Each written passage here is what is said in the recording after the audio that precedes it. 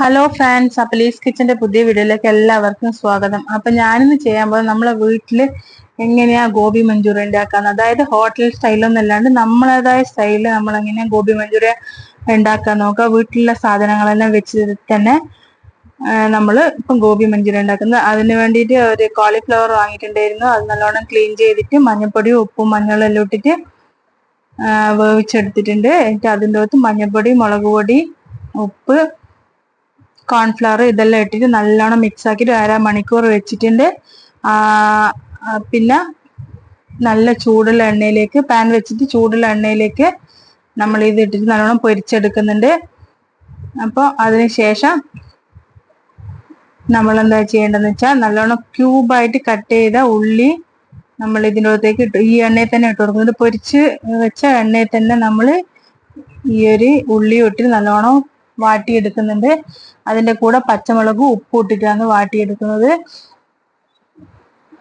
പിന്നെ വന്നിട്ട് ഇപ്പൊ ഒരുവിധം വാടിയിട്ടുണ്ട്. ഇനി നമുക്ക് അതിൻ്റെ അകത്തേക്ക് മഞ്ഞൾപ്പൊടി ഇട്ട് കൊടുക്കുക, ലൈറ്റായിട്ട് മുളക് പൊടി ഇട്ട് കൊടുക്കുക എരിവിനനുസരിച്ചിട്ട്.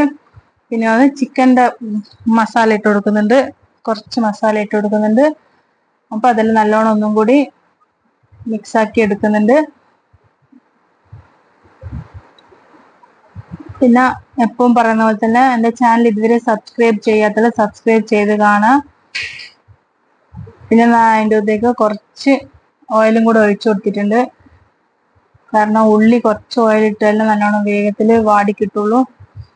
അപ്പൊ സബ്സ്ക്രൈബ് ചെയ്യാത്തവർ സബ്സ്ക്രൈബ് ചെയ്തിട്ട് സ്കിപ്പ് ചെയ്യാണ്ട് സപ്പോർട്ട് ചെയ്തിട്ട് എന്നെ സപ്പോർട്ട് ചെയ്യുന്ന മാതിരി കാണുക.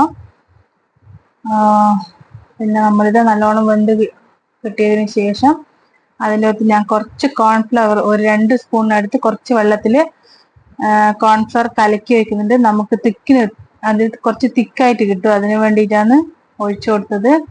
അതിനുശേഷം നമ്മൾ സോയാ സോസ് ഒഴിച്ചു കൊടുക്കണം. ഒരു മൂടി സോയാ സോസ് ഒഴിച്ചു കൊടുക്കുക.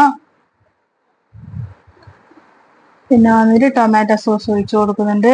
പിന്നെ നമ്മളെന്ന് വെച്ചാൽ ഈ വറുത്ത് വെച്ച കോളിഫ്ലവർ ഈ ഉള്ളിൻ്റെ എല്ലാം കൂടെ നല്ലോണം ഒന്ന് മിക്സ് ആക്കി എടുക്കുക.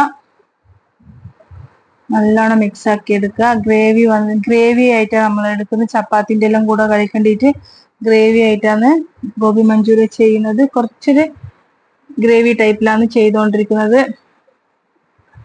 ഇനി നമുക്കതിലേക്ക് ടൊമാറ്റോ സോസ് ഒഴിക്കേണ്ടത്.